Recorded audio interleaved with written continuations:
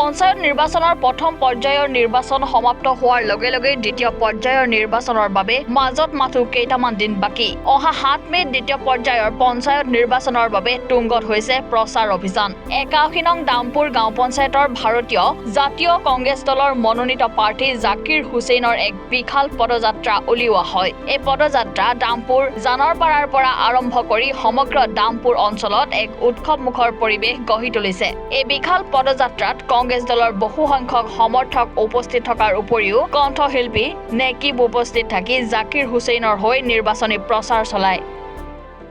আমি 81 নং দামপুৰ গাঁও পঞ্চায়তৰ ভাৰতীয় জাতীয় কংগ্ৰেছ দলৰ যি মনোনীত প্ৰাৰ্থী জাকিৰ হুছেইন ডাঙৰীয়াৰ হৈ আজি আমি জানৰপাৰা চকৰ পৰা ৰাতিপুৱা 10 বজাতে আমি এই যি পদযাত্ৰা আৰম্ভ কৰিছোঁ।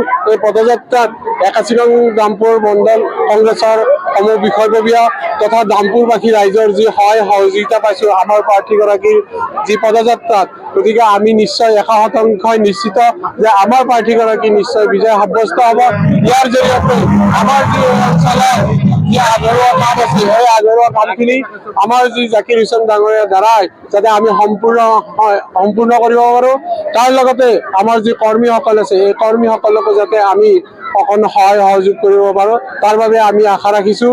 গতিকে সদশেষত আমি এই দামপুৰবাসী ৰাইজৰ ওচৰত বিনম্ৰভাৱে অনুৰোধ জনাইছোঁ যে অহা 7 তাৰিখে যে আমাৰ ভোটদান কাৰ্যসূচী হ'ব, এই ভোটদান কাৰ্যসূচীত আমাৰ ভাৰতীয় জাতীয় কংগ্ৰেছ দলৰ যি মনোনীত প্ৰাৰ্থী জাকিৰ হুছেইন ডাঙৰীয়াক হাতৰ ছবিত ভোট দি আমি যাতে বিপুল সংখ্যক ভোটত জয়যুক্ত হ'ব পাৰোঁ, তাৰ বাবে আমি এই চকমাবাসী ৰাইজৰ লগতে সদৌ দামপুৰবাসী ৰাইজৰ ওচৰত আমি বিনম্ৰভাৱে অনুৰোধ জনাইছোঁ।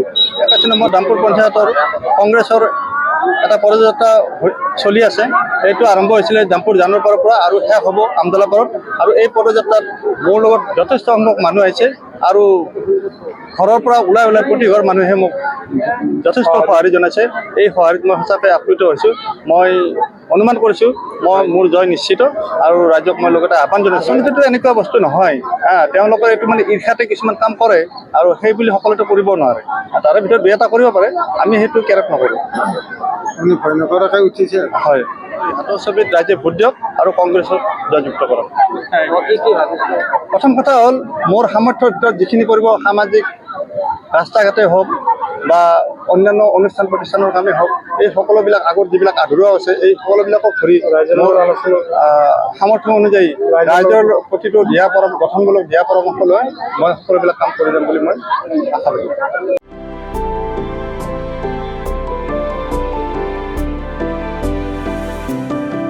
শুৱালকুছিৰ পৰা মৃণাল দাসৰ ৰিপৰ্ট, এনি ভাৰত 24।